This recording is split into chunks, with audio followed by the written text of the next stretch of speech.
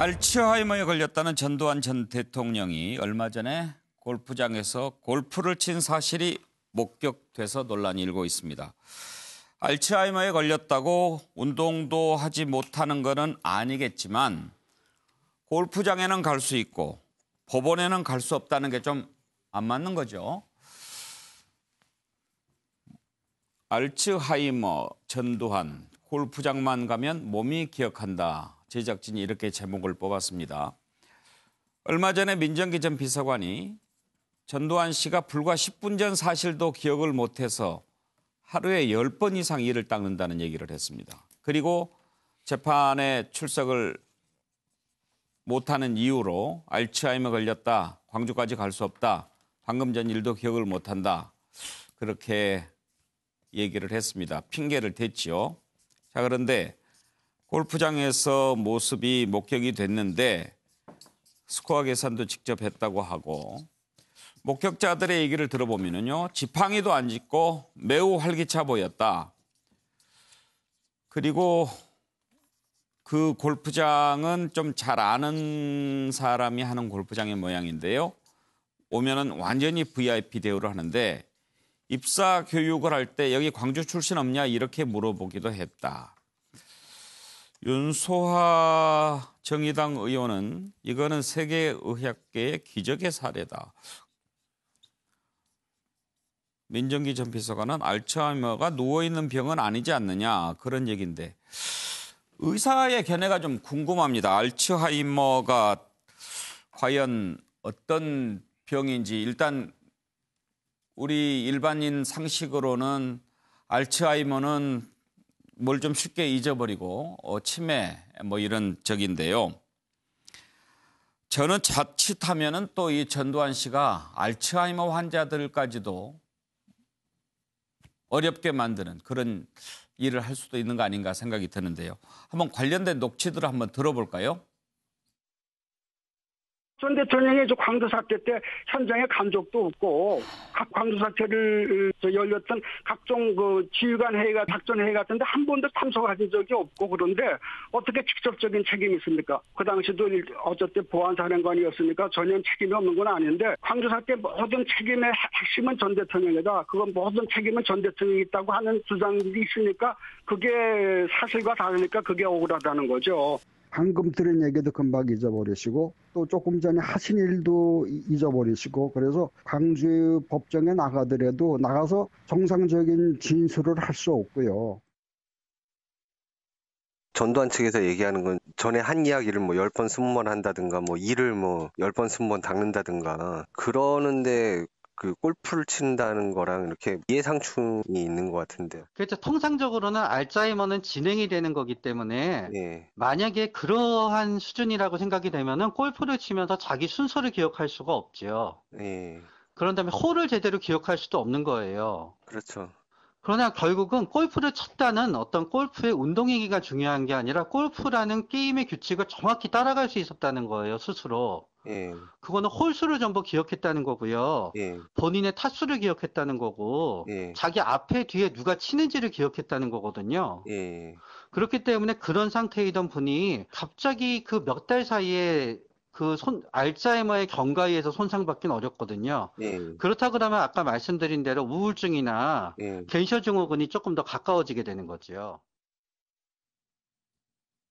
예, 정신과 전문의의 얘기까지 들어봤는데요. 정기랑 교수부터 한번 좀 의견을 들어볼까요? 우리가 알츠하이머 얘기했을 때도 사실 별로 믿지는 않았어요. 진단서가 제출되기는 했겠죠. 그러니까 지금 우리가 어느 정도 거의 얘기는 합니다만 대단히 뭐 초기 증세의 그런 뭐 진단서를 냈던 것으로 저는 기억하는데 예.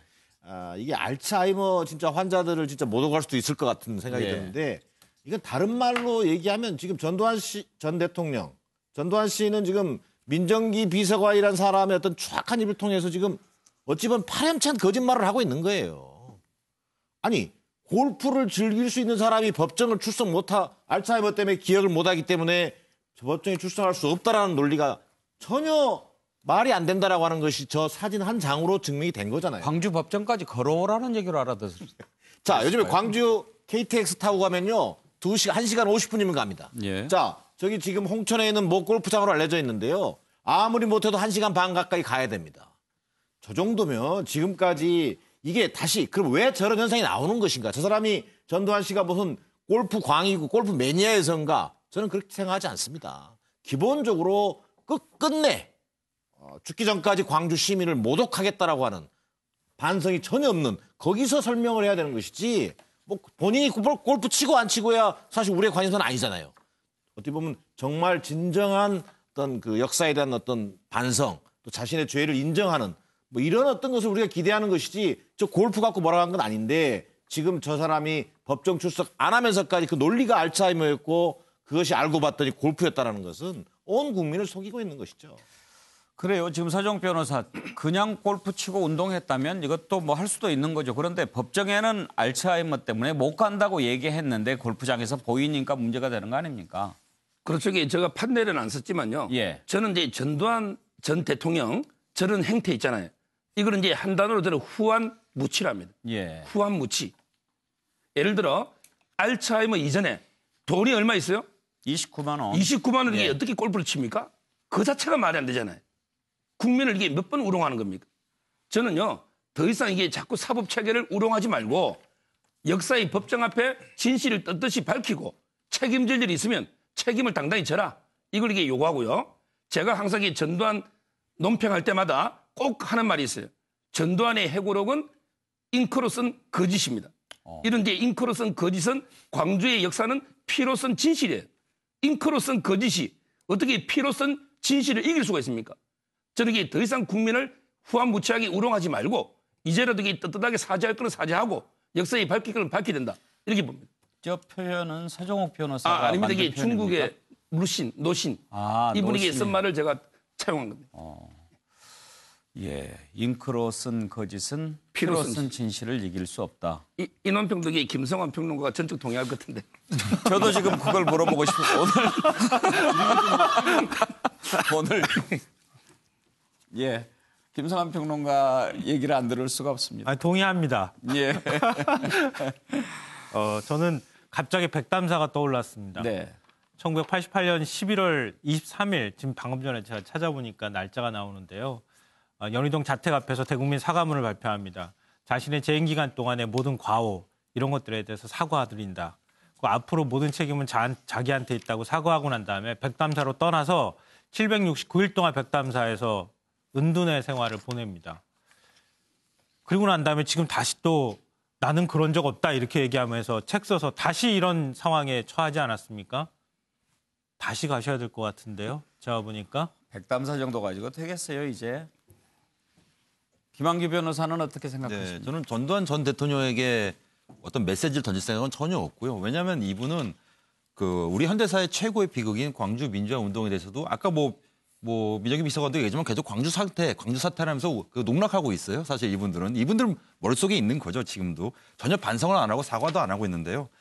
지금 이거에 대해서 몇 년 전에 회고록을 쓰면서 또 다시 능멸을 했거든요. 그러면은 이제 더 이상 이분들께 전두환 전 대통령 측근들에게 말할 건 없고요. 사법당국이 그냥 일반 사람들 같았으면은 벌써 구인영장이 집행됐어요. 그냥 법정에 끌려오는 겁니다, 사실은.